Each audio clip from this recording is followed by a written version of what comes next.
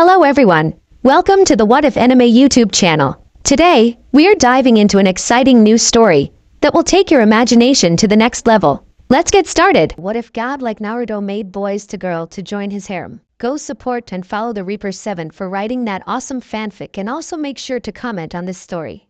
Link in the description. Two shadows ran through the streets of Kanahagakure, stopping only long enough to go through some of the trash they were looking through for some scrolls and maybe some food.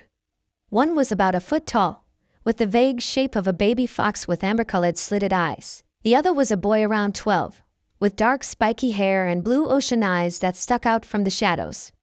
In fact, they both almost looked like shadows themselves, since it was a minor jutsu made by the boy himself. The little fox was making growling noises to the boy. "We must hurry. It is almost dawn, and the villagers will not want to see you this early, master." They could speak to each other using the canine language the Inuzuka knew well, so they had no problem with most of the dogs in the streets. As long as one pack didn't interfere with another, there would be no conflicts. In fact, he got along with most of the Inuzuka dogs, despite his scent of a fox. They once growled something about alpha, but he didn't understand just yet. The boy also made a growling sound, saying, "Don't worry too much, Akio. The villagers are quite lazy on Mondays, so we don't have to worry about them for a few more minutes, perhaps another half hour. But maybe we should return for a short nap." The little fox, Akio, yipped at its master, yawning as well from all the running the two of them had to do all night. They ran towards their apartment, ducking out of the way whenever a villager would pass by. Once in their apartment, they checked to make sure there wasn't any traps set up by the villagers, before letting their shadow jutsu drop, showing Naruto Uzumaki, the loud and obnoxious knucklehead of Konoha. He placed all the scrolls he found that night in a storage scroll. "You know, Naruto-sama," said Akio, "I sometimes wonder why you chose to be a loud and ridiculous fool as a disguise around the villagers. I understand that they would destroy you if you were to show your true strength, but why not be something a little more normal?" Naruto smiled and said, "Well, Akio, if you think about it, if I ever showed what my true strength was, the villagers would be after me with torches and pikes. I'm not sure why they hate me, but there are those that still care about me, and that's why I'll become more and more stronger. So it's better to stay hidden until I graduate this year. So once I become a shinobi, the villagers can no longer treat me as they wish. If they tried to harm me, they would be violating a fellow shinobi of the leaf, making their attacks a bit difficult to get away from. Not only that, if I act stupid, I'll be ignored a bit more." Akio gave a small yip to show it understood. Naruto-sama was the kindest person it had ever met, and if it weren't for him, the little fox would be part of a queen's coat or something for its rare black fur. She may not have been any ordinary fox, but she could still die like any other one if done right. All the humans had to do was pierce the heart, and the fox would die instantly. If they hit any other part, it wouldn't matter, since its body was almost made of the same substance a shadow clone was made of. It could blend with the shadows and expand its body into any shape and size. All it had to do was collect the shadows around it, and it could turn into anything. It would heal quickly, but it was a bit painful. "Well, off to bed now, Akio," Naruto said, and leaned down to pick up the little fox, holding it like a baby. Akio yawned, showing its small but sharp teeth in its mouth. They both cuddled into the bed and closed their eyes, ready to sleep for a few hours before finally going to the academy. In the morning, the alarm sounded, and Naruto fluttered his eyes open while turning the alarm off and saw he still had Akio in his arms. As the little thing started to wake up and stretch, it then brought up its left leg to scratch its left ear before looking up at Naruto and yipping. Naruto smiled at his little companion and patted it on the head. In a second, Akio turned around and walked straight towards the shadow of the couch in the direction of the door to be able to see anyone who tried to break into its master's apartment. Naruto smiled and tossed a doggy treat into the shadows as Akio started munching on it while Naruto put on his orange clothes that he usually wore for the mask he wore as the knucklehead of Konoha. "Get ready, world, here I come," shouted Naruto, while inside he was saying, "Soon, I can stop acting like an idiot and be myself." He smirked and started roof jumping to the academy to get a good head start on things. He couldn't make a regular clone, but he thought if he made more than just one, he couldn't kill them from pushing too much chakra into simply one. He went to the class, and saw he was on time for once. He didn't care and took his seat, right next to the screaming pink-haired banshee. He hated it a lot, but as the mask he wore, He had no choice but to oblige to his destiny. He turned to look at Sakura, the biggest screamer in the world. "Hi, Sakura-chan. You want to go on a date with me after school?" he asked, forcing his happy smile mask, while inside he was thinking, maybe I should drop the mask now. Maybe she won't punch me anymore and then I'll just leave her alone. That'll be a nice solution. Sakura did the very thing he expected her to do. She turned to him and said, "Leave me alone, Naruto baka. I'm trying to get Sasuke-kun's attention. See if I give a crap." Naruto wanted to scream, but held his smiley mask in place. "Pretty please, Sakura-chan. You keep wasting your time with him all the time, and he'll keep ignoring you, so you might as well be with me, right?" This only got him a big bump on his head from being hit by the pink banshee. He wasn't that hurt, since he already had been tortured hundreds of times by the villagers. But he wasn't about to let Pinky know that, so he pretended to be knocked out cold, which was easy, since all he had to do was keep his eyes closed and look asleep. He came to after counting to 200, then just sat there, trying to get a date with the banshee. He noticed the sad and shy look of Hyuga Hinata. She had a cute habit of stuttering and poking her index fingers against each other, which made her stand out more than anyone else, since she was the heir of the ever-powerful Hyuga clan. Next to her was the walking hormone, Inuzuka Kiba. Inside his coat, lay Akamaru, his companion. He was still trying to get a date with her, but she refused in the most polite way possible. This, of course, wasn't left unnoticed by Naruto, who gritted his teeth in annoyance. "You just don't learn, do you, Mudface? I'll place you in your spot soon enough." He tried to ignore him, and thanks to Iruka and Mizuki coming into class, everyone was forced to sit down. "Alright then, we're going to start the exams now. I'll call your names alphabetical order, and you will each perform a clone." As Iruka started calling out names, Naruto felt someone looking at him. He looked next to Iruka to see Mizuki-sensei looking at him with a glint of hatred in his eyes. Those eyes always made Naruto uncomfortable, so he laid his head down until the team finally returned to his seat with the cheer-leading fangirls and began to brood. "Naruto Uzumaki," Iruka called out. Naruto got up while listening to many say he wouldn't graduate. He just shrugged it off and made the right-hand sign before in a cloud of smoke, 3 Naruto clones appeared. The problem was they almost looked sick and pale, and were barely even standing. Naruto frowned when he felt that there was someone screwing with his chakra manipulation. He looked over to Mizuki, who looked like he was trying to suppress a smirk. Naruto wanted to say something, but Iruka said, "I'm sorry, Naruto-kun, but you can't pass since you couldn't perform the jutsu right." He looked like he was in pain, and Naruto forced himself to cry as well. He knew that would be what Mizuki wanted, so he ran out of the academy. When everyone else passed and started being picked up by their parents, Naruto was crying, but only through the mask. In the inside, he was making plans on making Mizuki team pay dearly. He wasn't going to show any mercy to the gray-haired bastard. He was about to leave when he felt someone grab his shoulder. He knew the chakra signature of the person, and wanted to punch him, but knew Mizuki wouldn't just come up to him to be nice. He turned around slowly and looked up at the smiling face of Mizuki, who mostly seemed to be forcing the smile. "Come with me, Naruto-kun. I have a secret to tell you," he said, not dropping his smile that somehow turned into a smirk. Naruto thought, what does he want? He followed Mizuki until they were at the Hokage monument on the current Hokage's head. They sat down facing all of Konoha. "You know, Naruto," started Mizuki, "you shouldn't blame Iruka-san for not letting you pass. The guy cares a lot about you, so go easy on him." He turned to see Naruto nod. He turned back to the village and said, "What if I told you there was a different way to become a genin? It's quite simple, really. All you have to do is steal a certain scroll. The stealing part is to test your stealth. That way we'll see if you can sneak past enemies in the battlefield. Then you have to learn one of the jutsu the scroll has, and you're all set." He gave Naruto a smile and stood up. "That's the only way I can think of to be able to help you, so sorry there wasn't much of a choice." Naruto knew that Mizuki was tricking him, but he thought that if he read a few jutsu and copied them in his own scroll, he could learn about them later on. "Okay, Mizuki-sensei, I won't let you down." Naruto stood up and headed home to get ready for his next test. Mizuki watched as the blonde disappeared from sight before laughing evilly. "Soon, I'll kill the stupid Kyuubi brat and be rewarded by Orochimaru-sama. He'll be pleased when he learns the damn demon is dead." Mizuki turned around and walked back to his own apartment to get ready. In the night, Naruto couldn't believe how easy this was. He had a black ninja to strap to his back, which seemed out of place with all the orange. Sure, the place was guarded, but it was very easy to get past the guards. Once outside, a few yards from the tower, he looked into the scroll and saw it had hundreds of jutsu that he never heard of, and a few he did know.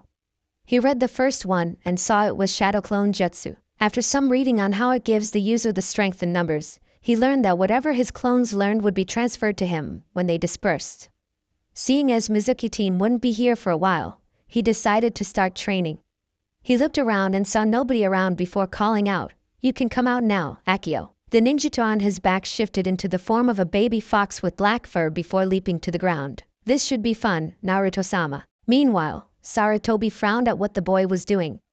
Normally he would feel proud on him being able to steal the scroll without anyone knowing. But right now he was worried on what Naruto would do with the Forbidden Scrolls jutsu. He didn't even notice that there was a black fox next to Naruto, since it was the middle of the night. "Naruto-kun, what in the world are you doing?" he asked himself. He decided to alert Iruka first before telling anyone else. Few hours later, Naruto stood up from the ground, panting and sweating from the training. He had to admit, making shadow clones was tough, but he finally made it. He went over to the scroll, which was being guarded by Akio. The little fox had a scroll spread before it with a paintbrush in its mouth, a black ink canister next to the scroll. It was copying the jutsu, which surprised Naruto the first time he learned Akio could write fast with just its mouth. When Akio saw its master coming, it trotted over to him and K9 spoke. "How did it go, Naruto-sama?" Naruto smiled and said, "It went fine, though I hope I'm not too weak to fight Mizuki team should he show up." "How much did you copy?" "About half of it, and there are a few things that don't make sense to me, but I wrote it down just in case." Naruto smiled at the little fox and brought out a dog treat. "Good job, Akio." He tossed the pup the treat, which it caught happily, before turning to the scroll and rolling it up. He suddenly felt the chakra signature and said, "Akio, turn into something nobody will notice, quick." Akio, finishing her treat, turned into a snake and wrapped around Naruto's waist before turning into a black leather belt with a metal fox head on the buckle, its eyes glowing amber faintly. Naruto nodded and growled out, "Nice, Akio. You look good." "Thank you, Naruto-sama." Just then, Iruka came into the clearing, while Naruto quickly put a smile on. "Naruto, what are you doing with the Forbidden Scroll? Do you have any idea what you have done?" "Of course I know," said Naruto with a smile. "I passed. I'm a genin now." Naruto pretended to look around confused. "But where's Mizuki-sensei? He said if I learned one jutsu from the scroll, I could become genin. Did he send you instead?" It was the easiest way to warn Iruka while not telling him directly of Mizuki being a traitor. Iruka looked confused for a moment before he realized what Naruto was saying. That's when Mizuki finally came along and started talking and trying to make Naruto give him the scroll. Naruto was about to give it to Iruka when Mizuki said, "Don't you want to know why you're hated by the whole village?" At this, Naruto froze and stared at Mizuki.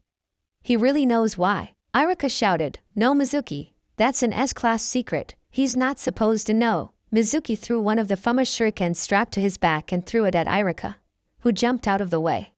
The shuriken impaled itself on a tree that was behind Iruka a second ago. "It's because you're a demon," shouted Mizuki. "You're the reincarnation of the Kyuubi, the demon that attacked the village 13 years ago. The fourth didn't really kill the demon, he sealed it inside a newborn baby. You are that baby." He grabbed the other Fuma shuriken and started spinning it. "Now," he said, rearing his arm back to throw the giant weapon, "you die." He tossed the giant star at Naruto, who still didn't have time to digest the information he was just given. Iruka saw this and jumped in front of Naruto, taking the hit as the shuriken hit his back, knocking Iruka over Naruto. "Naruto," Iruka said in a low whisper, "don't listen to him, you're not a monster, you're a real child. And you're a lot like me. When you want attention, take the scroll to safety. Away from Mizuki, go." Naruto could do nothing more than obey, and scrambled out of there with the scroll on his back. Mizuki retook the first shuriken he tossed before turning to chase after Naruto. Iruka got back on his feet with a little effort before taking the giant shuriken out of his back and chasing Mizuki. Naruto had tears in his eyes, blurring his vision. "That's why they hate me. They think I'm the Kyuubi no Yuko. But Iruka-sensei said I'm not. What am I?" He didn't realize Akio returned to its fox form and ran beside him. The little fox was silent, but thought, Naruto-sama is the container of Kyubi-sama? It explains why he has a fox-like scent, but he's nothing like Kyubi-sama. Kyubi-sama was a strong demon, but she wasn't evil. Why would she attack the village Naruto-sama protects? Something isn't right. Naruto saw someone catching up to him from behind and dove into a nearby bush. Akio close behind him. Naruto saw that Iruka and Mizuki were suddenly battling. He saw Iruka was badly hurt, and seemed tired as he sat against a tree's trunk. Mizuki growled out, "Why do you protect that demon filth? He'll eventually turn on the village and destroy it all." "That's what monsters do." Iruka chuckled and said, "You're right. That is what monsters do." However, he started picking himself up from the dirt. Naruto isn't a monster. He's a boy with dreams that are close to his grasp.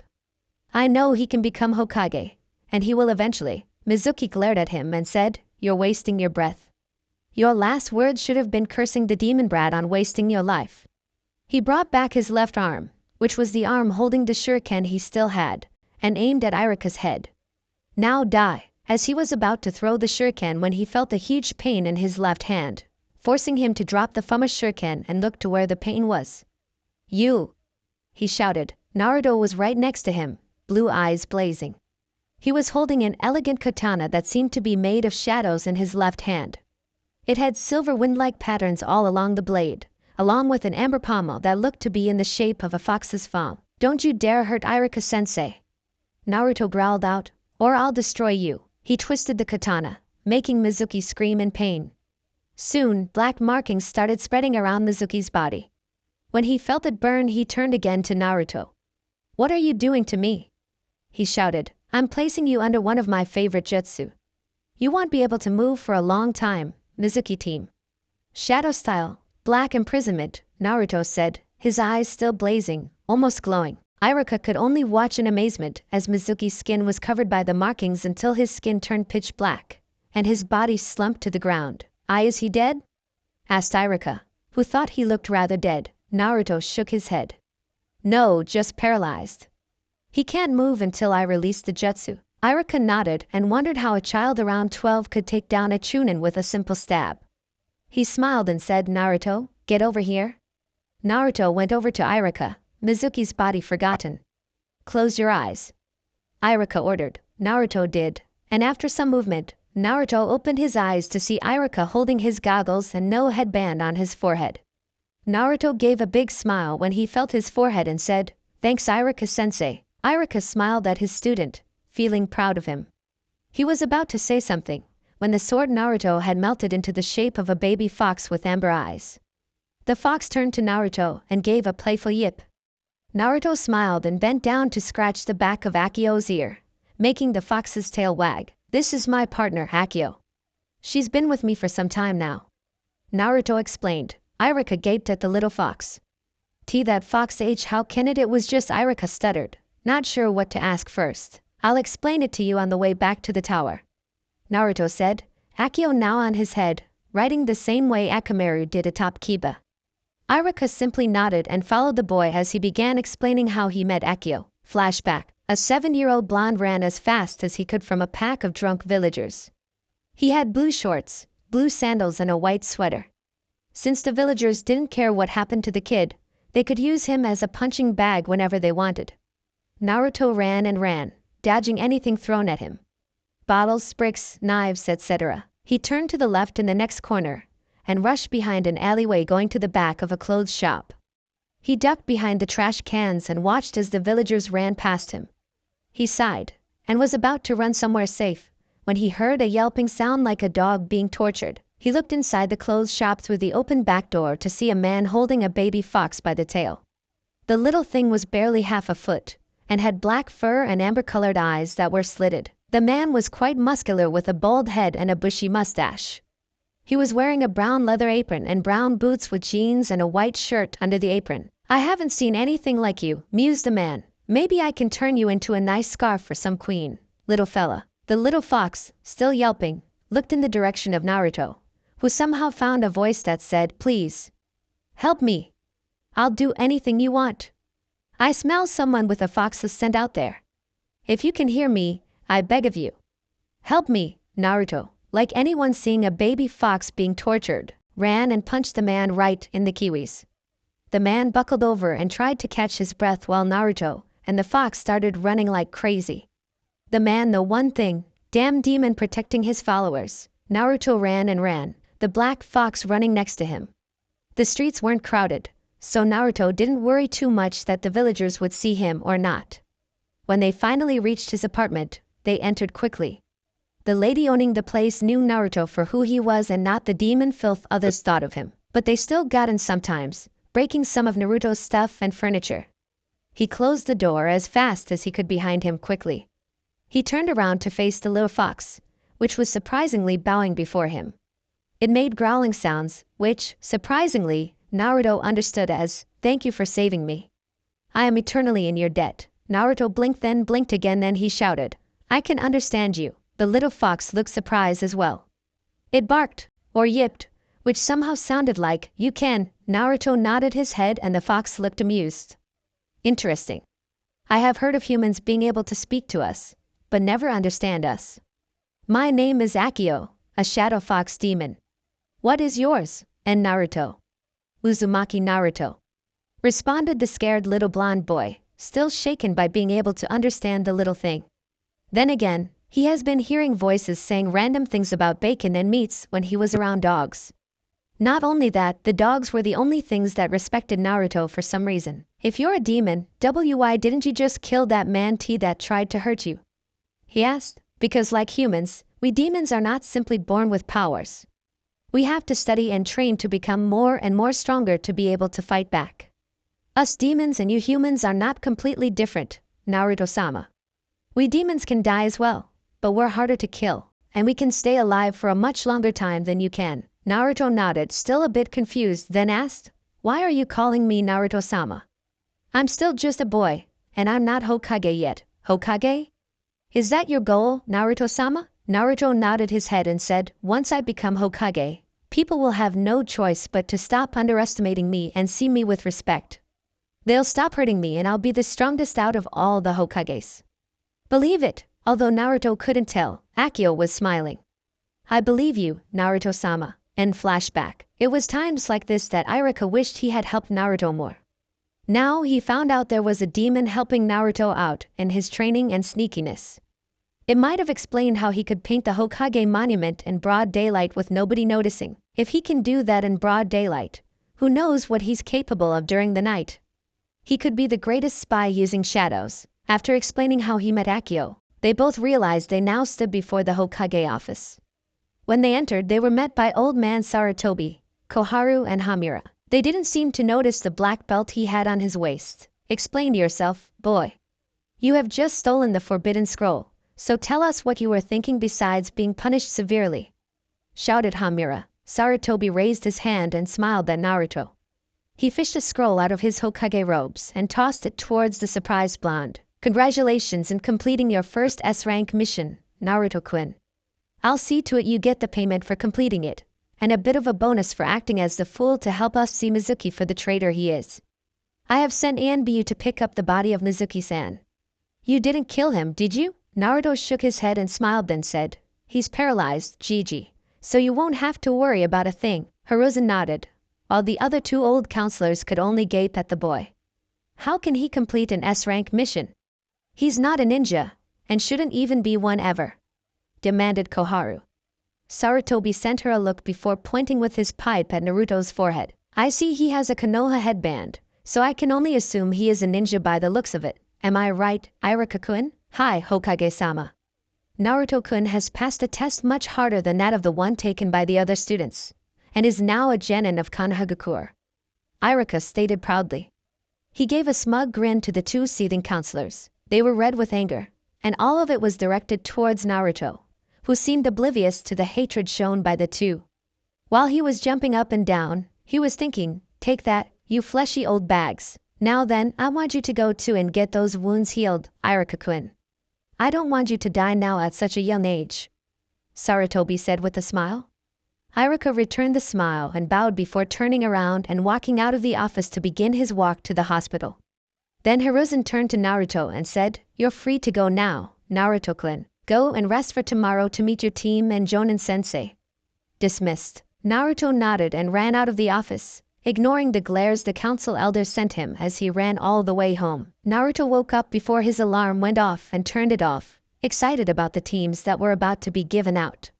He suddenly felt something heavy on top of him, and saw that in his arms was a naked girl around his age with straight platinum blonde hair that reached down to her mid-back. She also had two fuzzy black fox ears on top of her head with a bump under the covers where her black tail was, tipped in white. She was a cute girl with pale skin, not too white, and a beautiful body with a perky and a nice round butt. The girl almost looked angelic in his arms, making him almost swoon. She was gripping Naruto's shirt, making Naruto blush a little before shaking the girl a little. "Akio, wake up," he whispered. Unfortunately, she only crept closer to him until their faces were pressed against each other. Naruto blushed even more and tried to wriggle out of her grasp, but found her tightly holding him. He shook her a little harder until she finally started to stir. She slowly opened her amber-slitted eyes and realized she was nearly on top of him. Of course, she simply smiled with half-open eyelids and said, "Good morning, Naruto-sama." She yawned, showing her pointy teeth. When she closed her mouth, it made a click sound, and she slowly started to shrink until she was a baby fox. "Sorry, Naruto-sama. But I wanted a bit more comfort while sleeping, and changed to my human form." "You are quite warm when sleeping," replied the little kitsune. It's okay, Akio. Just don't appear naked next time." "I'm still too young for that," Naruto said, laughing sheepishly and standing up. True. Akio then turned back into her human form, again naked. She wrapped her arms around his neck and whispered into his ear seductively, "But I'm not, Naruto-sama. You can do anything you want with your Akio-chan." Naruto's face blushed like crazy, and he could barely move. Akio giggled and released him of her grasp before lying on the bed, covering herself and closing her eyes. "Just kidding, Naruto-sama. You don't have to if you do not want to. When you are ready, you may do as you wish with any woman." She opened one eye and smiled. "Including me," Naruto sighed. It wasn't the first time Akio tried to seduce him anyway. He was about to put on his orange jumpsuit before thinking, maybe it's time Konoha learned what the real Uzumaki Naruto can do. He dropped the jumpsuit and ran to his closet. It had one half filled with the orange jumpsuits, and the other half had a bunch of normal-looking clothes. But at the bottom, right under the racks, was a small that he opened to find the clothes he always wanted to wear. He pulled on a skin-tight dark blue sleeveless shirt with thick orange lines going vertically down his sides. It showed his arms rather well. He next pulled on a pair of black shinobi pants with multiple pockets for kunais and scrolls. Next was the blue shinobi sandals, then a pair of black fingerless gloves with a metal rectangle on the back. Last but not least, he brought out a long box and opened it. Inside was a beautiful katana with a dark blue handle and a black sheath. He pulled the sword out and admired its beauty. Its handle was a foot long, while the blade was 3 feet. The blade had the kanji for merciless on both sides. He strapped it to his back so the handle was over his right shoulder. "Not bad, Naruto-sama. It fits you perfectly. Though, I don't understand why it is called merciless when you yourself are full of mercy, except to those who anger you," said Akio, still on his bed. "Thank you, Akio. I don't know why, but I found it in the forest of death beside a dead man, and took it anyway. I no longer have to hide in the foolish mask I wore for many years now." Akio nodded, still not opening her eyes. "I am sure the village's female population will swoon at your looks, since I am restraining myself from doing anything inappropriate." She giggled and turned a shade of red in her cheeks. Naruto sighed, and was about to get out through his door, when Akio said, "Wait for me." Naruto just smiled as she turned back into a fox and climbing up his body before landing on his head. He walked out of the apartment and locked the door behind him before jumping to the academy with Akio on his head. It was still very early in the day, so he wasn't surprised when he reached the academy to find he was the first one in his class. He walked up to a seat that was 1 seat away from the window and started meditating, Akio transforming into a belt and following her master's example. After a few hours, the second one in the class showed himself. Looking up to the door, he saw the arrogant and sad king of emos, Uchiha Sasuke. He took a seat near the window, to the left side of Naruto, and started his daily routine, which consisted of him brooding his ass off. Naruto just shook his head. That team's going to go to a pedophile that asks, "Hello little boy, want some power?" He really should get a life, even if he is the rookie of the year. He continued his meditating when he was interrupted by a chorus of loud squeals that were heard to his right. Naruto looked and saw the whole WLS, "We Love Sasuke-kun" fan club enter the doorway. That included the president and vice president of the club, Haruno Sakura and Yamanaka Ino. "Great, the Banshee's here. Just what I needed." Naruto just sat there quietly. Then Sakura, the pink-haired Banshee, started screaming at him. "Naruto Baka, get out of my seat next to Sasuke-kun, or I'll beat the crap out of you." As always, she forgot all about the situation, and didn't even ask why I was there when only genin are supposed to be there. While most of the WLS clubs started fighting over whose seat it belonged to, about 10% of it swooned over how hot Naruto became. This included Ino. He could tell by all the blushes they were sporting. Some asked themselves why he was here, but they all decided to keep looking at him as new eye candy. After all, he showed more of his muscular body than the Uchiha prodigy did. "Haruno-san, please shut up.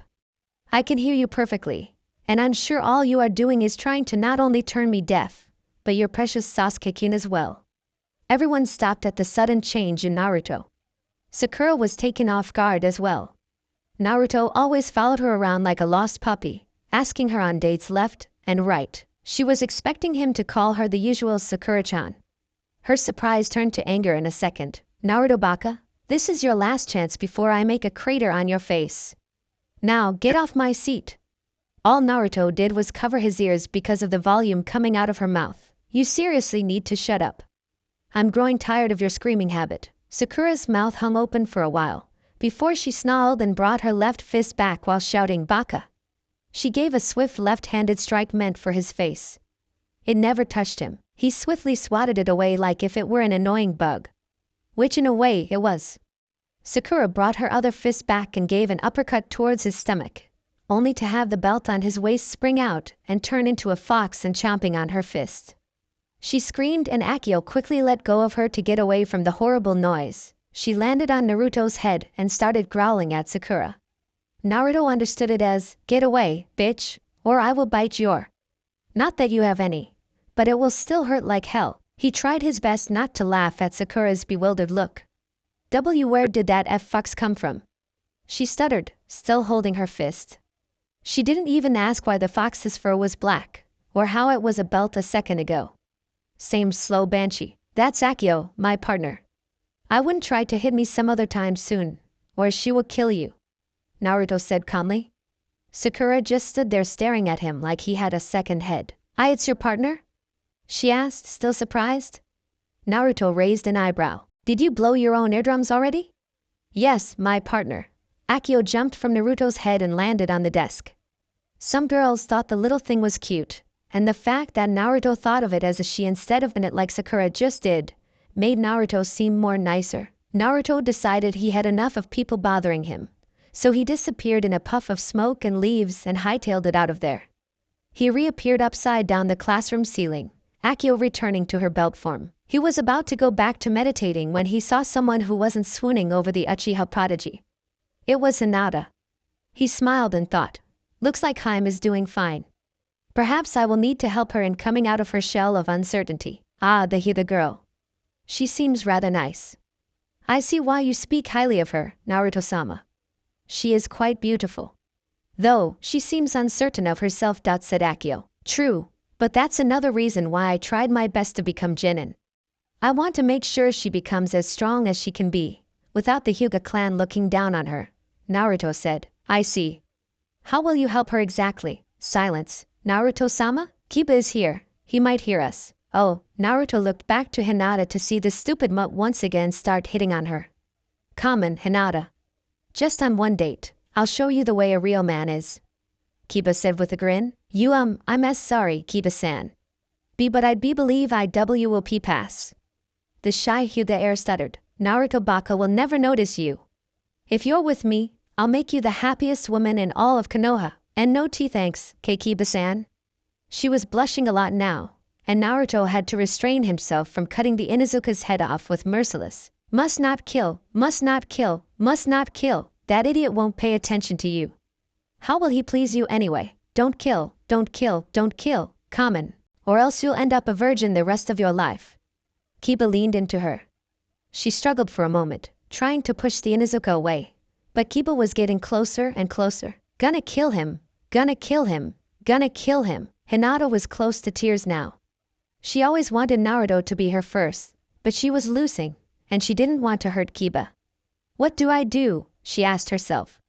She closed her eyes, hoping with all her might that this was a dream. Akamaru suddenly started to whimper, trying to tell Kiba the Alpha was becoming angry with him. When Kiba ignored him, Akamaru crawled into Hinata's lap and said something like, "Forgive me, Alpha," before curling up into a ball. Finally, Kiba felt something touch his lips, while Hinata felt something on her lips as well. They realized whatever it was very cold. The two of them opened their eyes to find a katana right between them. They followed the blade to its source to find a Naruto-kun.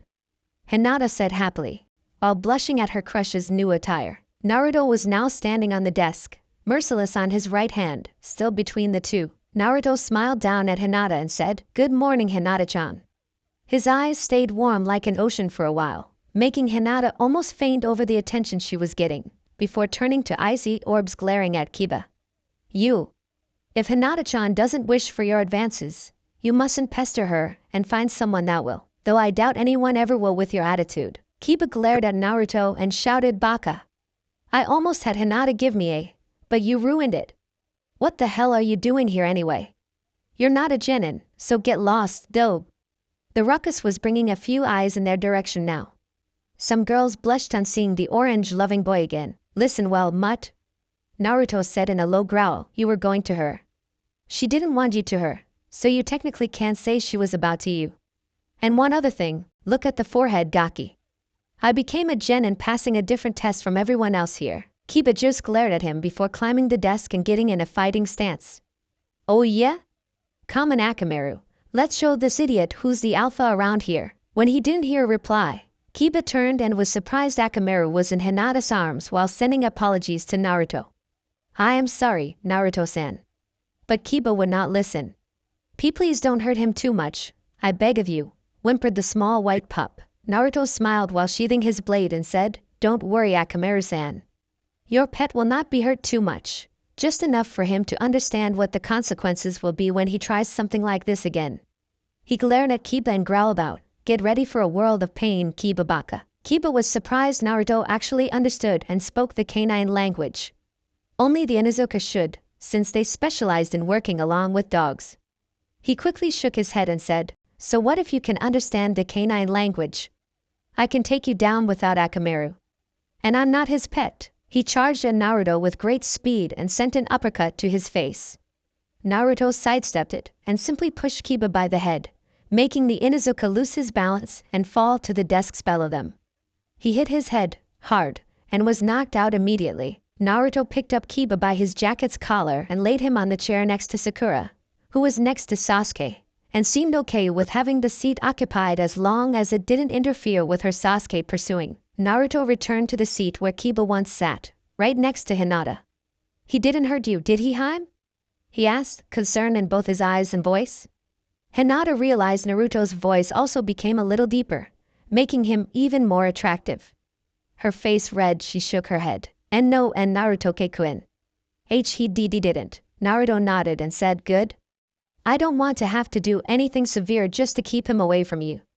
Don't ever hesitate to come to me for any help I can give you." He smiled and rubbed her cheek with his hand, making her let out a small eep. Sound from being touched by her crush. That did it. Hinata fainted right on the spot. "Geez, Naruto. Why do you always make her faint? So troublesome," mumbled Shikamaru Nara, the laziest genin in the whole class.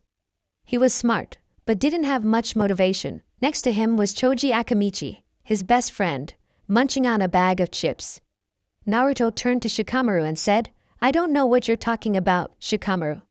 I just want her to know I'll always be there for her should she need me." "What a drag," was Shikamaru's response. Naruto smiled and shook his head. Akamaru, still on Hinata's lap, asked, "Where is Akio-san?" Naruto said, "You can come out now, Akio." They heard a yip from Naruto's belt, and the belt melted into the shape of a little fox. "Good morning, Akamaru-san. I see Kiba still has some discipline to undergo for his behavior." "Yes, I suppose so." The little dog turned to Naruto. "Forgive him, Naruto-san. He believes every second of the day is mating season. Naruto laughed and said, "Don't worry, Akamaru-san. I accept your apology, but it might help to keep him on a leash." Akamaru barked in agreement and went over to sit on top of Kiba's still unconscious head. Akio went to Naruto's head and started sleeping for a while. Iruka finally entered the room and started giving out the teams. Same as Kennen. Naruto was a bit displeased on being put with the emo and the pink-haired banshee, but he didn't care. They didn't know how strong he really was. Iruka dismissed the class so they could go to lunch and disappeared. Outside, Naruto was sitting below a tree, his eyes closed as he meditated, Akio still on his head sleeping. Some girls would pass by and point at him while whispering, blushes on their faces as they continued walking. He didn't pay attention and simply kept meditating for a few more minutes. Just then, Sakura came over, hands on her hips, and said, "You know, Naruto, you don't have to act all cool like this. Even though you got a new look, you're still no match to Sasuke-kun. Now stop this cool nonsense and be yourself. And maybe I'll give you one of those dates you're always asking for." Naruto opened one eye and calmly said, "I think I'll stay like this and pass the date. I hate to say it, but you were nothing more than part of the mask I made to hide my strength. So basically, I feel nothing for you. You're pretty, but I have my eye on another girl. She's much nicer than you, so you can stay with your Sasuke team. Not to mention that she's a hell of a lot more beautiful than you are." Sakura's mouth hung open. Naruto never liked her? She didn't know if she should feel angry, relieved, or sad. Angry because he only used her to hide his strength, relieved because it meant he would no longer pursue her, and sad because it meant he never liked her in the first place, though she didn't know why she cared. It was all an act. She wanted to say something, but the bell rang, signaling everyone had to return to the academy. Naruto walked away, hands in his pockets. After Iruka wished them good luck on the ninja world, he told them to wait for their Jonin sensei. After he disappeared, the Jonin came in one by one and took their teams for some get-to-know-each-other time. When only Team 7 was left, Sasuke and Sakura saw Naruto stand up and walk up to the door before turning to them and saying, "I'll see you guys on the roof." And he disappeared. They just thought he was crazy and stayed put. After 3 more hours, a gray-haired man with the lower half of his face and left eye covered poked his head inside and said, "My first impression is that you two are slow, seeing as your third teammate is already on the roof." Before disappearing in a puff of smoke, leaving 2 wide-eyed genin. On the roof, Naruto and Kakashi were having a little chat. Akio was still on Naruto's head, listening in on her master's conversation, while Kakashi was leaning on the rail across from a sitting Naruto. "So Sasuke is an arrogant prick and the Harino girl is simply here because she wants the Uchiha prodigy to notice her, huh?" asked Kakashi, earning a nod from Naruto and a yip from Akio. It's no surprise Sasuke is a prick, since most of the Uchiha believe everything should be handed to them without them doing any work. The only one that didn't seem to be a prick at all was Itachi and my comrade, Obito. I just wish they were here." Naruto nodded and asked, "When he was in ANBU, he was the one with the weasel mask, right?" Earning a nod, "He was a nice guy. It's hard to believe he would slaughter his whole clan just to test his limits." At this point, his eyes narrowed. "Why does something stink here? He was a great guy, and he wasn't evil in any way. It doesn't seem right." "You know," said Kakashi, "you have a point. He was always a nice guy, and wasn't proud in using his Sharingan all the time, only when necessary. His clan also became a bit shifty-eyed a few days before he killed them all. Maybe they were hiding something. When he was around, you would get less hurt by the mobs of villagers. Maybe I shouldn't have retired. I should have stayed to protect you." "Sorry, Naruto." Naruto waved his hand dismissively. "Don't worry. What matters right now is that I'm alive and I now have you as a sensei." Kakashi's face saddened a little and he said, "I hate to say this, Naruto, but the council has ordered me to concentrate mainly on Sasuke. I might not show you and Sakura many things, so you're almost on your own." Kakashi expected Naruto to get angry and yell at him, and he would have accepted it gladly. But Naruto surprised him by saying, "It's okay. I know more than I let on. I'll see if I can teach Sakura a few things, but if she lets her fangirl attitude get in the way of making her stronger, I can't guarantee anything." Kakashi gave him a nice smile and said, "Thank you, Naruto. I owe you one. I'll see how I can repay you." Naruto nodded, and at that moment, Sakura and Sasuke came in, looking very pissed. They sat down and Kakashi said, "Okay then, now that we're all here, let's get to know each other. Tell me your name, your likes, dislikes, hobbies, and your dreams for the future." Sakura raised her hand and said, why don't you go first so we have a better idea on what to do, sensei? Kakashi pointed at himself with a questioning look, as if asking if she was referring to him. When Sakura nodded, he shrugged and said, "Well, my name is Hataki Kakashi. My likes are none of your concern." He patted his kunai holster where his book was and smiled before continuing. "As for my dislikes, I don't feel like telling you. I don't have many hobbies. My goal and my dreams for my future, I've never given it much thought." Sakura and Sasuke's sweat dropped thinking, he only told us his name. While Naruto shook his head and thought, mourning for the rest of your life over your lost comrades. What a future. Kakashi pointed at Sakura and said, "You're next, Pinky." Sakura glared at him and sighed while mumbling under her breath, then starting. "My name is Haruno Sakura. My likes are," she glances at Sasuke and blushes. "My dislikes are," she glares at Naruto, which has Akio growling, "Bring it, bitch." "My hobbies are," being with again. She looks at Sasuke with a giggle. "And my dream for the future is," she again looks at the brooding Uchiha while squealing. Naruto and Kakashi sighed and Kakashi pointed at Naruto and said, "You're next, Blondie." Naruto nodded and started. "My name is Uzumaki Naruto. My likes are ramen, Akio, yip, and those precious to me. My dislikes are people who can't tell the difference between a sword and its sheath, traitors to their village, and pricks." At this point, Sasuke sneezes. "My hobbies are trying out new pranks to pull on the village and training. My dream is to become Hokage and make people respect me and see me for who I really am." Kakashi nodded. Naruto seemed like the normal one so far. "Your last, Amo." Sasuke glared at him, then closed his eyes and began. "My name is Uchiha Sasuke. I don't like anything in particular, and I dislike a lot of things. I don't have any hobbies either. My ambition is to kill a certain man." Naruto shook his head while crossing his arms and Kakashi sighed. This guy is going to be a pain, they could tell. "Okay then, meet me at training ground 7 at 6 o'clock for your real genin test." Naruto nodded and said, "I see." The first test was to see who had the potential to become genin, while this one is to see if you deserved it, right? Kakashi nodded while giving him a nice smile. "Good guess, Naruto. Guess you really were holding back all along." Sakura and Sasuke glared at Naruto, earning another growl from Akio. "Emo, Pinky. Try anything, and both your heads are coming off in an instant." Naruto chuckled when he heard this from his partner. "Bring it, fools. I'll chomp on your nuts and until you beg for mercy." Naruto tried to hold his laughter in for as long as possible. "Thankfully," Kakashi said, "one more thing, I wouldn't suggest you eating breakfast, or you'll throw up."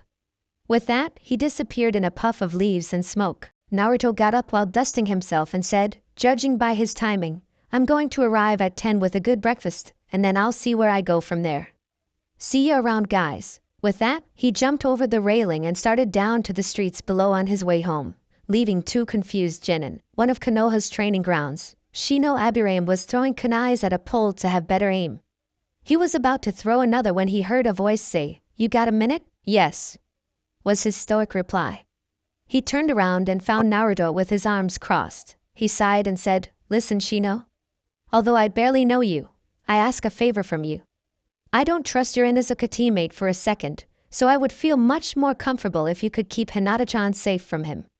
Earlier today he tried to force himself onto her, but I interfered and took care of him. If you do this for me, I will be in your debt." Shino looked at the boy straight in the face, though it was hard to tell because of his shades. "Do not worry, Naruto-san. I shall see to it Kiba doesn't harm Hinata-san, mentally or physical." Naruto nodded and smiled. "Thanks, Shino, I owe you." And Naruto disappeared via Shunshin. Somewhere in the forest of death, 2 o'clock in the morning, a shadow jumped down from a tree landing on a flat surfaced area. Another much smaller shadow landed next to the first, before taking on the form of a young teenage girl. The shadow slowly started to gain color, until it showed a girl with platinum blonde with a pair of dark blue jeans, a black leather jacket over a red shirt, and blue sandals. The clothing she had hugged her body a lot, showing her luscious curves. Next to her was her teammate Naruto, his eyes glowing for a second before returning to normal. They always trained in the forest of death for 2 reasons. 1.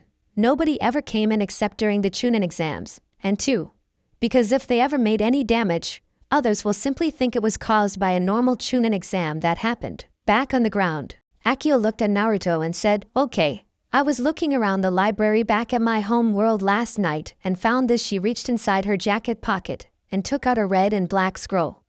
It's an old fighting style called Black Fist. It's mainly to bend around your opponent's attacks and counter with gravity, speed and strength, though it relies more on gravity. The stance is pretty easy as well, so we won't have any problem there. Let's get started, Naruto-sama. With that said, Naruto nodded and took the scroll while opening it. For the next few hours, they kept working on their new stance. Akio, also studying, brought out her own scroll to practice on jutsu her mother wanted her to learn and started reading it. Akio was also trying to increase her Yuki to stay a solid inanimate object for a greater period of time. She could still stay as a sword or belt, but only for a limited time, at most for half an hour. She barely had her first tail after the first 50 years of her life, and she was close to reaching her second. Even so, in her solid inanimate state, she could still be killed if hurt in the right place, and if her Yuki supplies were too little. In her katana and ninjutsu state, her weakness would be the amber fang butt of the blade, or if in her belt form, it would be the buckle. Her weakness would mainly be anything with her amber-colored eyes on it. Sometimes the amber would become another shape or object, but it would always lead to her death if destroyed. Her Yuki would deplete the more time she stayed solid. If she were hit during a fight, it wouldn't matter so long as they don't hit her weakness. Soon enough, once she gained her fourth tail, she would stay immortal and wouldn't be able to die, even if they hit the amber for years to come. To put it simply, if there is anything of her inanimate form that is amber-colored, she would be wounded severely if it's hit. She might die, maybe she won't, but it all depends on how much Yuki she has left and the amount of shadows there are around her to recreate. If enough Yuki is left coursing within her, she could regenerate very slowly from the shadows around her. Naruto made a cross-hand sign and 15 shadow clones appeared. He gave 2 of them instructions to work on using Merciless.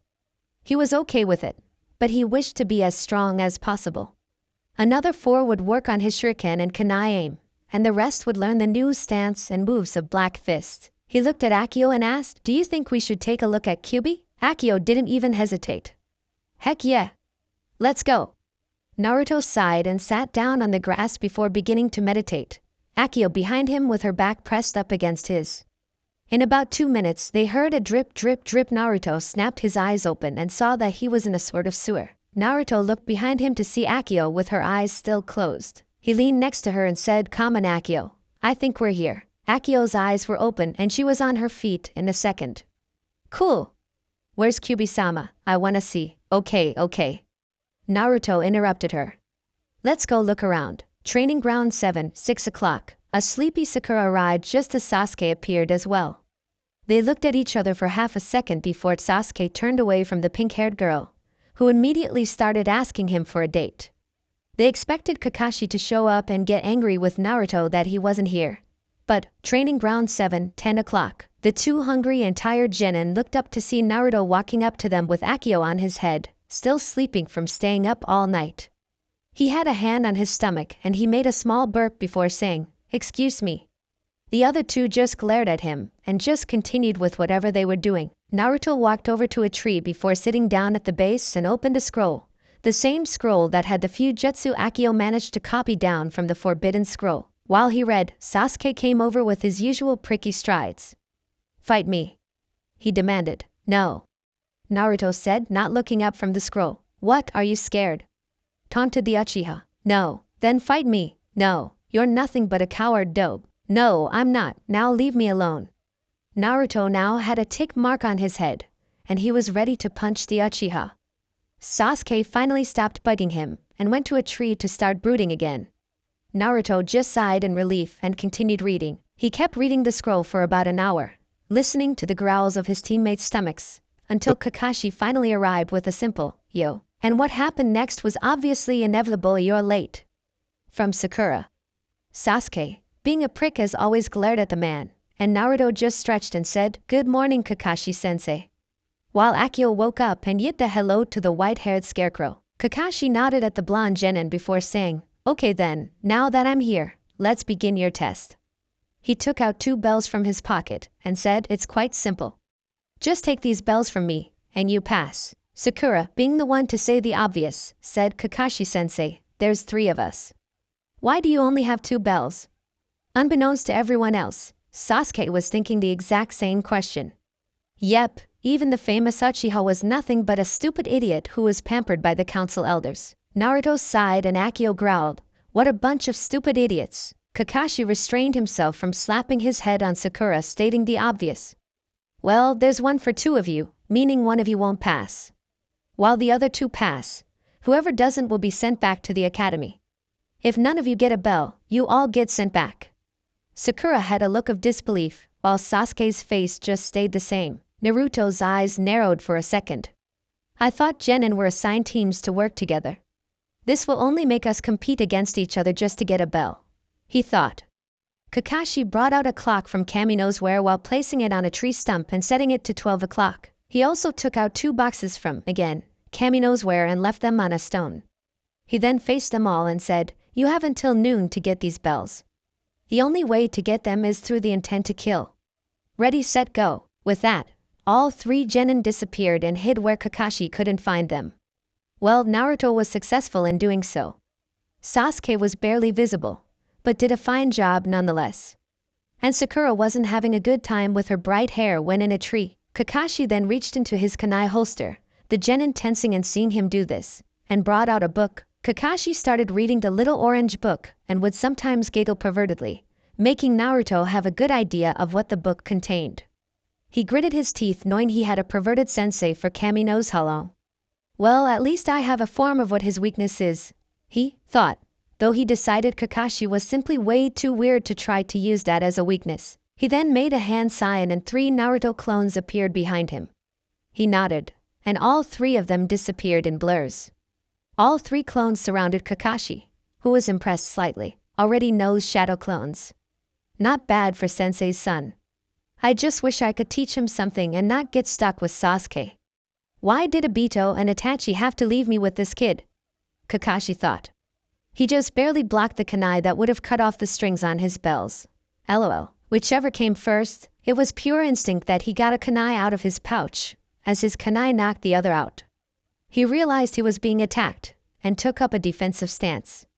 He looked around and only saw 3 clones. Only 3? I feel disrespected, Kakashi said with an eye smile. It quickly turned to one of alarmed as he was attacked at the same time by all 3 clones. They made a horizontal slash, making a triangle between them. If Kakashi hadn't jumped upwards, he would have been cut in half. However, the clones were expecting this, so they all jumped upwards, bringing their swords back. Again, in synchronization, they attacked at once, more metal clanging as the blades hit a chunk of wood that appeared in a puff of smoke where Kakashi once stood. I know I said they needed to get the bells through the intent to kill, but this is just ridiculous, Kakashi thought, fearing for his life. He decided it would be a good idea to retaliate. He shined behind one of the Naruto clones and punched him on the back. It quickly puffed out of existence, the other 2 appearing from the smoke and letting out a barrage of stabs that almost got Kakashi. He was scared for his safety now, and he sure didn't want to use his Sharingan on a genin. This kid really did hold back in the academy. One of them kicked him on the stomach while the other punched his face, hitting his jaw hard. Now imagine his surprise when the 2 simply waved goodbye and disappeared with smiles. Kakashi just looked confused for a moment, before looking down to make sure he wasn't injured. His eyes widened when he realized he only had one of the bells strapped to his belt. What the when did he get one? He looked around and tried to find Naruto's chakra signature. But he either ran too far away, or he was really good at hiding his chakra signature. Elsewhere, Naruto was jiggling the bell in front of his face, admiring his clones' work. They may not have been as strong as him, but they did the job with numbers and smarts, all adding up to Kakashi fighting the equivalent of just 1 Naruto alone. And that's with no Akio. Naruto, under a pair of bushes, put the bell away in his pocket and started looking for the rest. He appeared behind Sakura and whispered, "Hey." Naturally, she jumped and was about to scream, but Naruto acted faster and covered her mouth before she could make any noise and held her close to his so she wouldn't struggle. "SHHHH. Sakura, it's me," he hissed out. Sakura finally realized it was Naruto and calmed down a little, before realizing who was behind her. She grew angry and hissed, What the hell are you doing here, Naruto baka? You nearly scared me to death. Naruto just sighed and started explaining on how one genin couldn't take on a jonin, but left out that he just did. His plan was simply to help Sasuke and Sakura to get a bell, then give his to one of them. Sakura, being Sasuke's true as ever cheerleader, said, Sasuke-kun is stronger than a jonin. He can do it. Naruto shook his head and sighed. Akio rolled her eyes and tried to restrain herself from bitch-slapping Sakura for a dumb comment/lie. Naruto looked to the side when he heard the sounds of a battle taking place. Come on, Sakura, I think Sasuke could use a hand. He ushered to the pink-haired girl. Sakura simply nodded and followed Naruto into a clearing where they found Sasuke's head on the ground. Sasuke blinked twice and looked at them. Naruto knew it was one of Kakashi's techniques. Unfortunately, Sakura didn't. Kaeya! Sasuke-kun's head. He's dead! She screamed. She then proceeded to fall to the ground after fainting. Naruto shook his head and sighed. This was going to be tougher than he thought. He and Akio started helping Sasuke out of the ground while talking. Listen, Sasuke, one genin can't take down a jonin on their own. So what do you say I help you and Sakura get a bell so you can pass? Deal? What do you get out of this? You obviously want something, demanded the Uchiha. Naruto shrugged and said, I'll think of something, but right now we need to get that bell. Sasuke nodded and Naruto walked over to Sakura. He picked her up by her shoulders, shook her gently and whispered, Wake up, Sakura. We need your help. The bubblegum-haired girl opened her eyes slowly and saw Sasuke standing behind Naruto. Am I dead? She asked sleepily. Naruto shook his head and said, No, Sasuke's alive as well. He just got caught in one of Kakashi-sensei's traps. Sakura felt a little relieved knowing Sasuke was okay. She nodded and realized Naruto was holding her. She blushed and unconsciously snuggled a little closer. She couldn't stop herself. Naruto was simply so warm and safe. But she was shoved straight into the cruelty of reality when Naruto let her go and pulled her to her feet. That's when they heard the sound of an alarm going off. Crap! Naruto mumbled. That's when Kakashi appeared, his arms crossed, and his bored expression on. Well, it seems that you didn't pass. But I feel generous, mainly because the new Ika Ika volume came out this morning, so I'll give you a second chance. But Sakura doesn't get any food, because she didn't even try. Sasuke, Naruto, I trust you won't free her or feed her, he finished just as he was done tying up Sakura to a log. It seemed that Akio thought of this as a good time to take a nap in the shade of a tree, a few feet from Naruto. Naruto just took the food and stayed there, looking up at the sky. He now understood why Shikamaru spent hours looking up at the clouds. It truly was peaceful. Sakura, however, was starving. She didn't have any breakfast, and would like something to eat at that time. Her stomach was growling, and she knew Naruto heard it because he kept glancing in her direction. I hope I'm not bothering him. I don't want him unhappy and having a weak teammate like me. She suddenly felt something brushing her lips. She looked down and realized there was a piece of rice hovering close to her lips being held by chopsticks. She followed the sticks to a gloved hand, up a bare arm, a dark blue sleeveless shirt, and whisker marks. And Naruto? She whispered, not being able to believe Naruto was actually doing this. He wasn't that hungry, so why have Sakura starving? She looked at him a bit confused.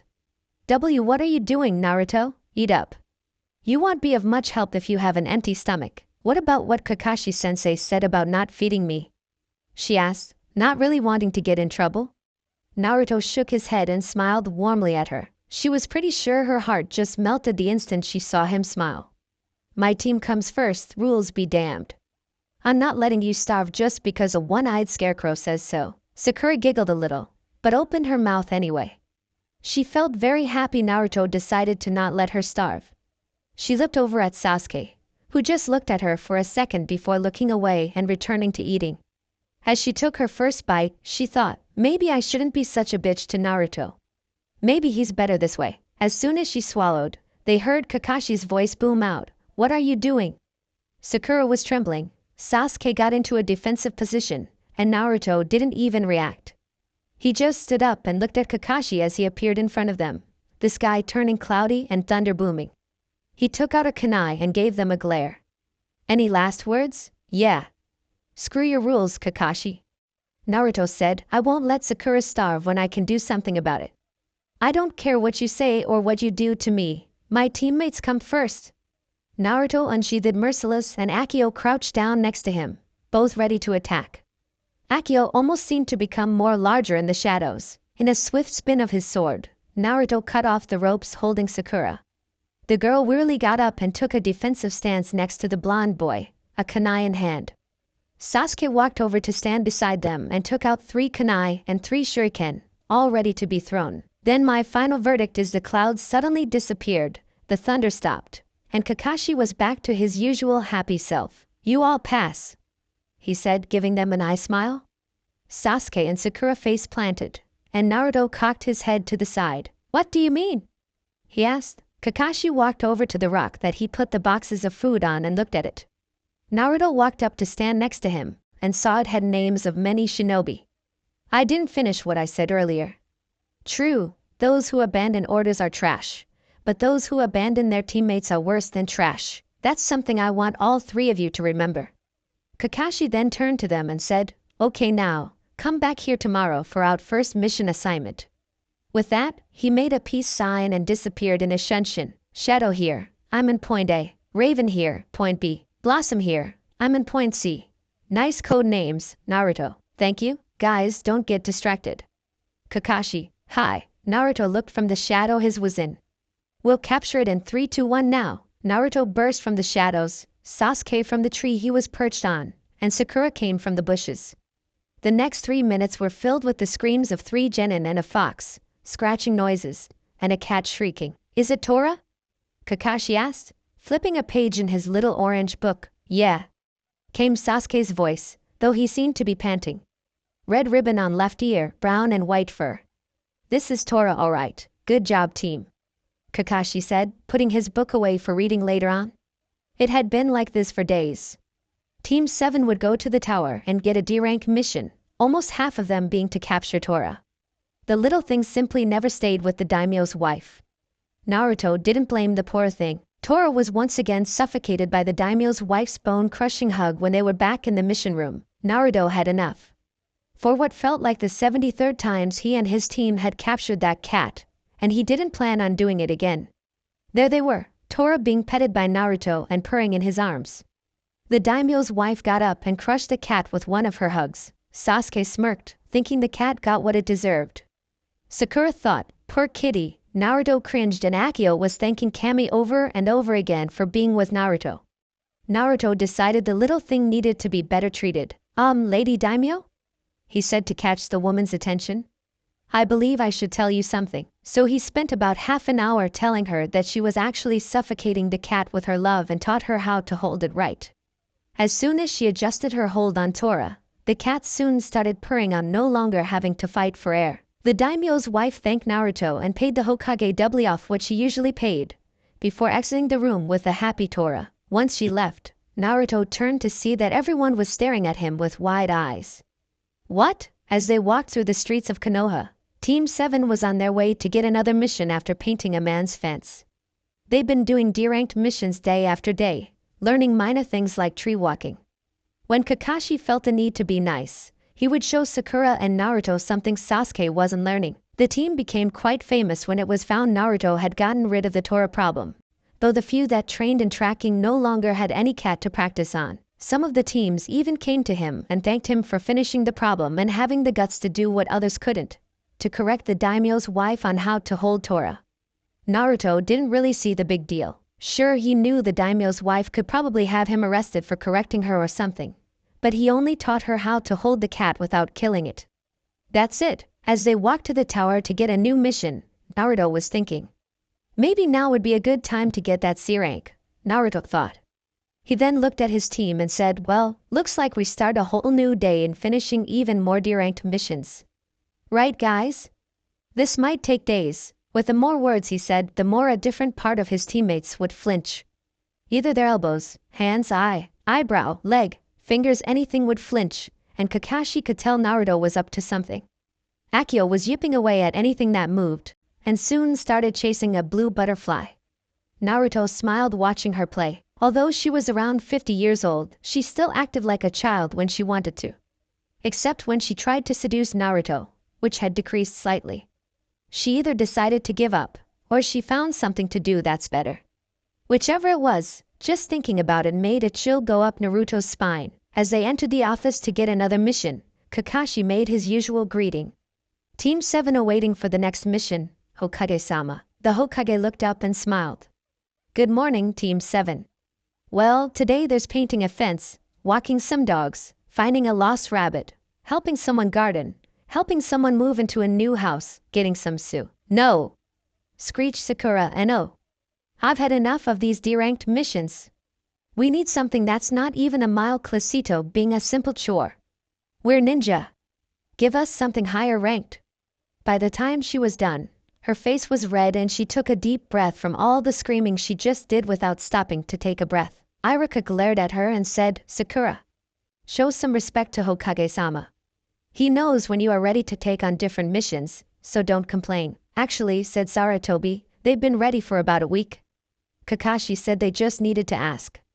The three genin turned to said Scarecrow, whose nose was still in his orange little book. He tried his best to get his head inside the book to hide from the glares from Sakura and Sasuke, Naruto's cocked eyebrow, and Akio's barks that sounded vaguely like laughter. He finally looked from his book and gave them an eye smile. What?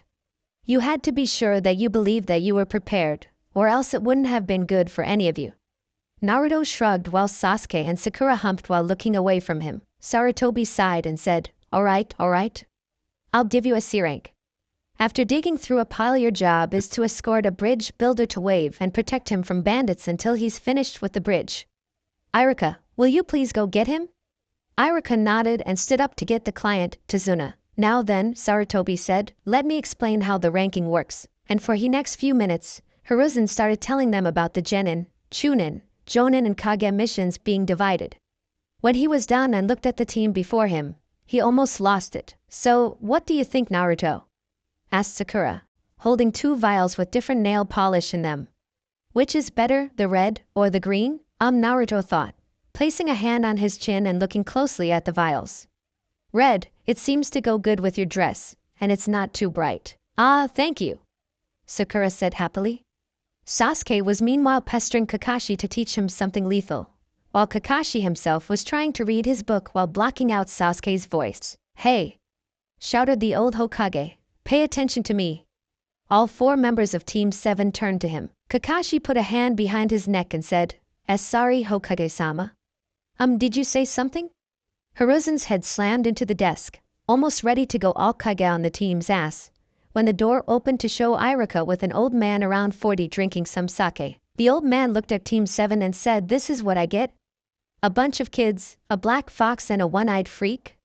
The blonde one looks okay, but the pink-haired one looks like a freak that belongs to a circus. Naruto and Kakashi had to hold back Sakura as she tried to kill the man. Sakura? Naruto said. I'm pretty sure we're supposed to protect him, not kill him. Sakura calmed a little, but still glared at the man. Meet up at the north gates in an hour, ordered Kakashi, before puffing out via Shunshin. Naruto did the same, though his was with black smoke and a bit of red in it. The other two had no choice but to walk home, something that an emo wasn't happy about, and a pink-haired girl had no problem with. In his home, Naruto and Akio were getting ready. He thought about Kyuubi and wondered what to do. The Demoness was kinda nice. Flashback. Naruto and Akio, still in her human form, walked through the sewers that was supposed to be Naruto's mind. As they kept walking, they heard the faint sound of whimpering and something else sobbing. As they neared the end of the corridor, they could see a room almost big enough to fit the Hokage monument inside of it, and an equally large gate on the other end of the room. That was where the sobbing came from. Naruto looked at Akio a bit confused, only to find she had the same expression of confusion. He walked a little closer to the gates and listened to the sad crying. Naruto looked inside to find what seemed to be a red shivering ball of fur. He slipped through the bars of the cage, Akio not far behind, to see a young woman around his age curled up in a ball with her legs hugged against her. She had red hair that reached her, but it curled upwards almost like fire. She also had 2 red fox ears on top of her head, tipped in black, though they were currently pressed against her head like when dogs are sad. Then he noticed the set of 9 tails attached above her, but all of them curled up and hugging her body. The next thing was quite unexpected. She was naked, and her tails were the only thing keeping her modesty. When Naruto was a few feet from her, he kneeled down and put a hand on her shoulder. As soon as he did, the red-haired girl swam around and clung to him by placing her arms around Naruto's neck. He was startled for a moment, confused on what to do, then began hugging the girl back.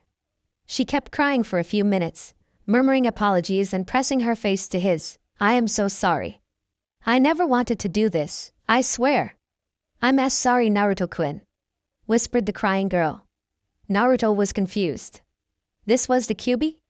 The mighty Kyuubi no Yuko was a girl, no big deal there, he could handle that. The Kyuubi was crying on his, saying she was sorry, and apparently wouldn't be letting go soon. That's not something he was expecting. He looked down at her and asked, "Why are you crying? And why are you apologizing to me?" The girl, who he was sure by now was Kyuubi, looked away, not wanting to look into his eyes. "I made your life horrible. It's my fault you're hated by the whole village. I'm sorry, Naruto-kun. If it weren't for me, you might still have had a family and a normal life." She once again broke into tears as she hugged Naruto tighter. She expected anything, a glare, a hit, screaming, cursing anything from the boy whose life was miserable because of her. Instead, Naruto placed a hand under her chin and brought her face up so he could look at her. She was very beautiful, that he would agree on. She kept her eyes shut, not wanting to see his face in case he was angry at her. "Please look at me," Naruto said in a kind and soothing voice. For a moment she didn't, but she did when Naruto started rubbing her cheek affectionately. She slowly opened her eyes, showing her blood-red eyes with slitted pupils. Her eyes widened when she saw Naruto's kind and warming smile, his eyes blue and deep. She couldn't believe he wasn't even angry. "Why don't you hate me?" "It's because of me that you're an orphan, Naruto-kun," she said. Naruto shook his head and said, "I don't blame you for that. Besides, you don't look evil to me. And I'm not sure why you attacked Konoha, but I'll let you tell me when you're ready." Kyuubi nodded, happy Naruto understood. That's when she noticed a girl with platinum blonde hair with black fox ears and tail. "Akio? Hi, Auntie Kyuubi." Naruto's eyes widened. Now not only did the Kyuubi turn out to be a beautiful and nice fox girl, but she was an aunt. Holy shit, Naruto thought. And just as fast as he found Kyuubi in his arms, he found her in Akio's arms, both squealing in happiness. Naruto had to hold back the nosebleed on seeing two hot girls hugging and jumping, not to mention one of them was completely naked.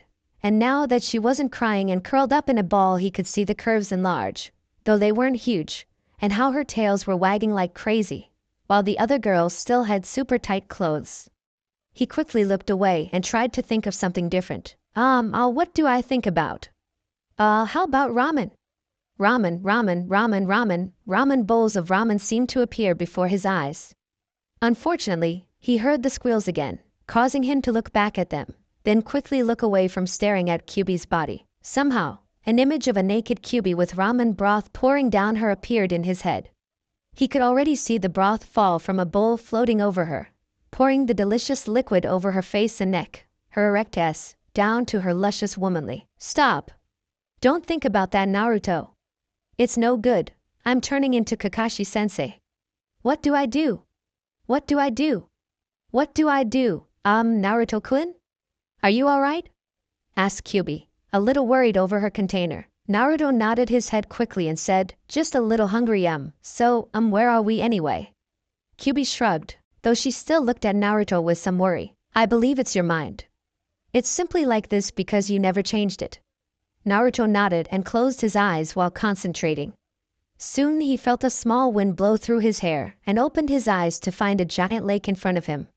There were great forests surrounding it with a bunch red rose bushes near the pond. It was also nighttime and there was a full moon on the sky reflecting off of the surface of the lake. Now to mention there wasn't a cloud in the sky.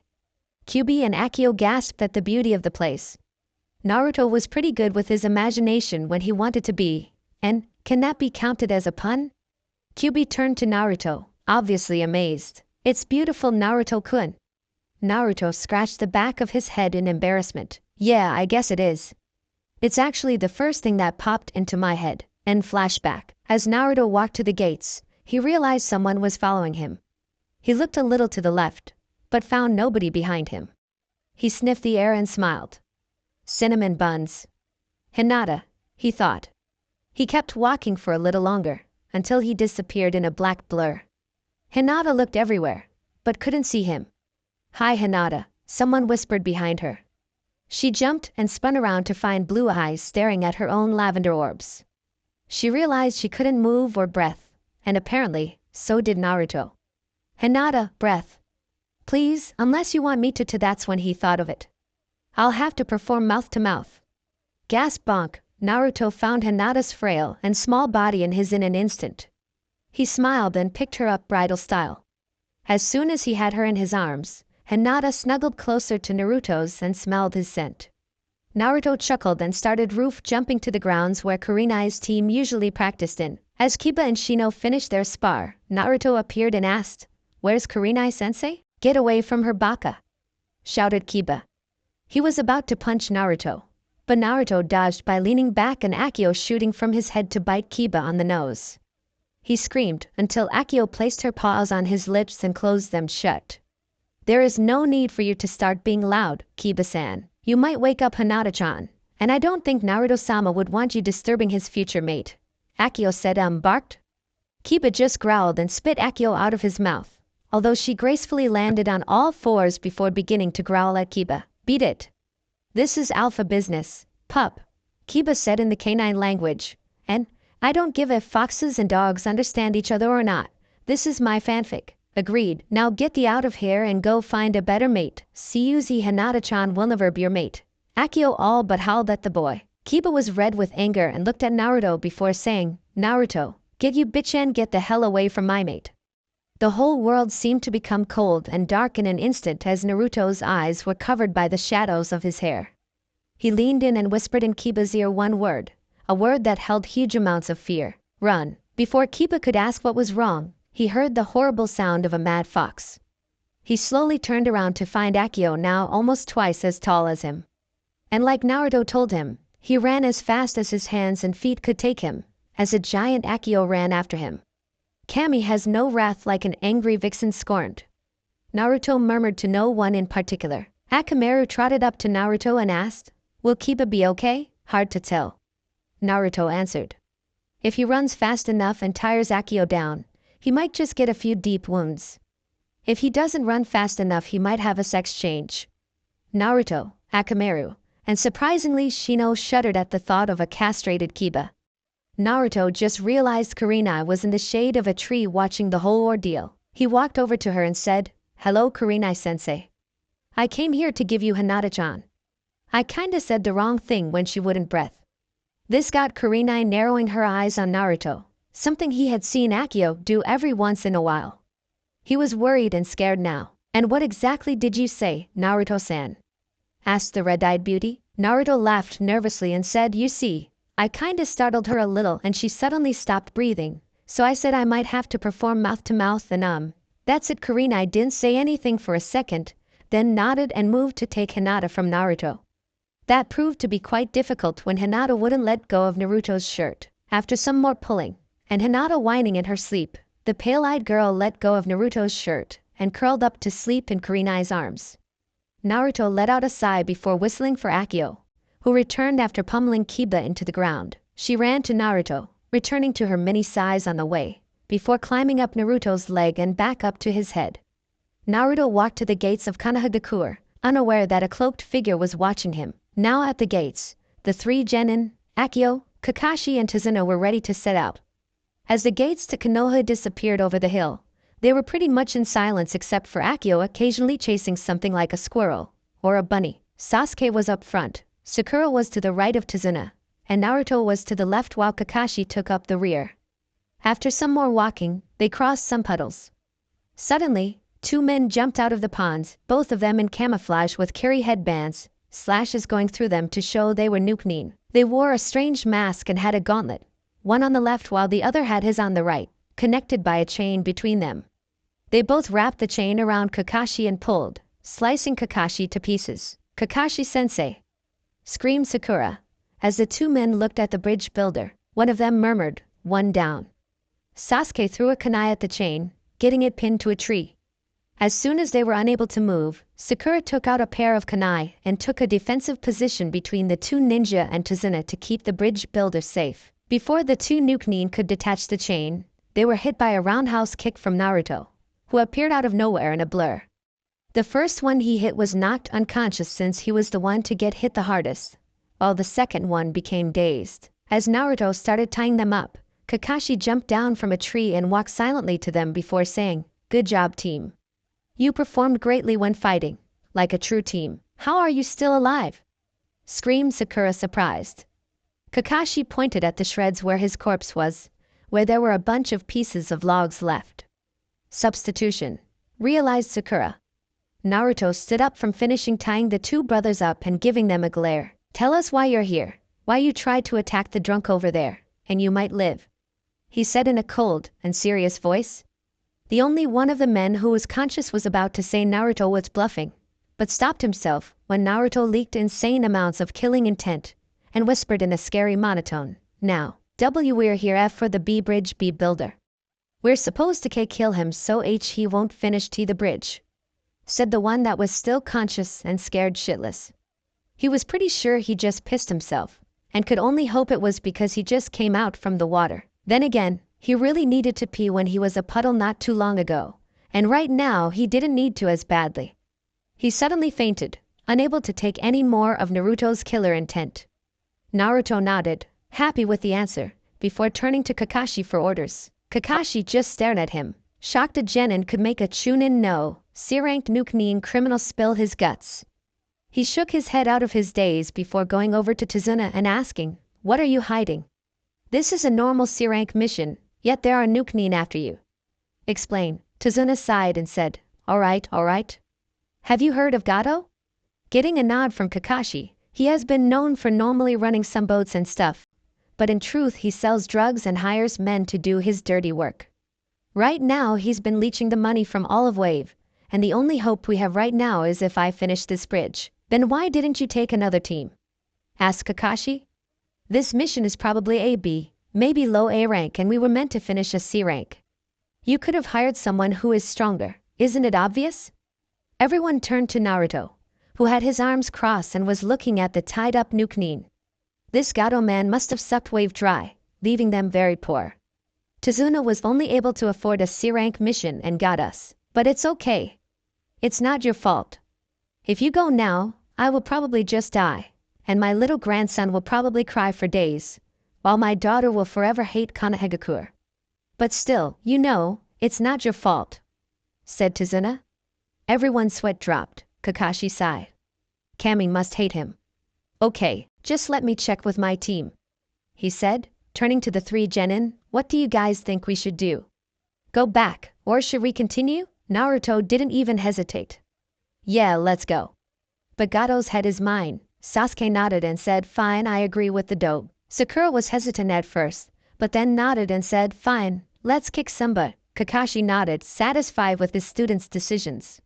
He turned back to Tazuna and said, "Fine, we will go to Wave and protect you. But you will have to pay back Konoha what you owe when this is over." Tazuna nodded and thanked them before they once again started on their journey to Wave. Again, they didn't see the cloaked figure disappear in a puff of black smoke. There's a lot of fog. That's what was running through the minds of Team 7. They were now in a small boat, looking around them for anything out of the ordinary. The man controlling the boat turned off the motor and started using an oar. As they kept going, they saw the bridge Tazuna was supposed to be working on and stared at it in awe. It was very big and impressive, even when it wasn't finished. Once they reached land, they thanked the man and went on their way. Almost a week has passed since they left Konohagakure, and Akio was bored to death. Nothing had happened since that attack from those demon brothers. If those jackasses were real demons, they would be the biggest disgrace to all true demons. Meanwhile, Team 7 and Tazuna were walking through the misty area. Akio sniffed the air and frowned. The mist was strange. There was something in it that seemed controlled. She smelled again and barked at Naruto. "There's chakra in this mist." Naruto took a sniff as well. Yep, there was chakra all right. Then he heard something, and whatever it was heading towards them. Apparently, so did his sensei. "Everyone get down!" Kakashi shouted, bringing Sasuke and Tazuna down. Sakura, however, froze when she saw a giant piece of metal spinning towards her. Just as it was about to slice her head off, there was a loud clang as another, much thinner blade appeared in front of her. The second blade twisted, making the larger piece of metal go flying into the trunk of a tree. Sakura blinked and realized that Naruto was beside her, his katana out and right in front of her. He smiled at her and cheerfully said hi. Sakura could only blush at how Naruto was so close to her, letting his breath reach her face. It sent chills down her spine, and it sure as hell wasn't that she was scared. Everyone looked up to the piece of metal, which turned out to be a giant cleaver. In an instant there was a man standing on the sword's handle. He had blue striped pants, no shirt, and had bandages covering his mouth and forehead. Around his black head of hair was a slanted headband with a slashed Curie symbol on it. He looked at them and leaked out a lot of ki. The bridge builder and two of the genin were paralyzed by fear, while the third one, along with his partner, leaked out a bit of his own ki which countered that of the man's. Hataki Kakashi, or would you prefer Sharingan no Kakashi? I've heard you've copied over 1,000 jutsu using that eye of yours. I'm quite impressed by that blonde one though. The boy can actually withstand my ki, and even counter it with his own. What's your name, Gaki? Said the bandaged man while jumping down and taking his sword with him. Uzumaki Naruto. And I believe you are Momochi Zabuza, the demon of the bloody mist, right? Naruto said, getting into a defensive position. The swordsman nodded and Kakashi took out a kunai. Naruto, protect the Tazuna and leave Zabuza to me. Hi. Naruto disappeared and now stood in front of Tazuna, Akio by his side after growing as tall as he was. Sasuke was the next to shake out of his shock and take a defensive position next to Tazuna, Sakura not far behind. Zabuza looked at them and said, just look at you. Kids playing ninja. How unfortunate for you to die here and now. When he said this, Sasuke was about to charge, but Naruto said, Sasuke, stay put. He's trying to get you angry. And is succeeding. He mentally added. Zabuza turned his attention to Kakashi and said calmly, listen, how about I make this simpler for you? Give me the bridge builder so I can kill him and you live. Or you can fight me, die, then I kill the bridge builder. Your choice. Naruto was the one to answer with a smile and a simple, thanks, but no thanks. Akio barking next to him to show her approval, though it sounded huge and scary now that she was a giant. The three genin were impressed when Kakashi and Zabuza started battling. Even if they couldn't see much with the fog Zabuza summoned up using a jutsu. Kakashi was later forced to use his Sharingan he kept under the headband when things went south. This got Sasuke and Sakura shocked, and Naruto thought Kakashi was getting old if he was using the Sharingan now. Only once did Naruto have to intervene, and that was when Zabuza suddenly appeared inside the genin's defense. When he was about to cleave Tazuna in half, black spikes appeared out of the ground and impaled him in the stomach, legs, and head, all appearing when Naruto ran through some hand seals and sending his fist into the ground while whispering, shadow style, black spike death. The man suddenly burst into water, showing that it was actually a water clone.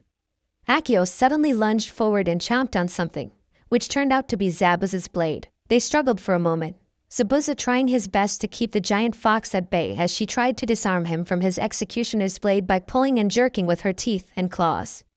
With a great push, Zabuza finally got rid of the fox as it jumped back when he tried to slice her down the middle. He quickly blocked a strike from Kakashi and pushed the one-eyed Jonin into the water.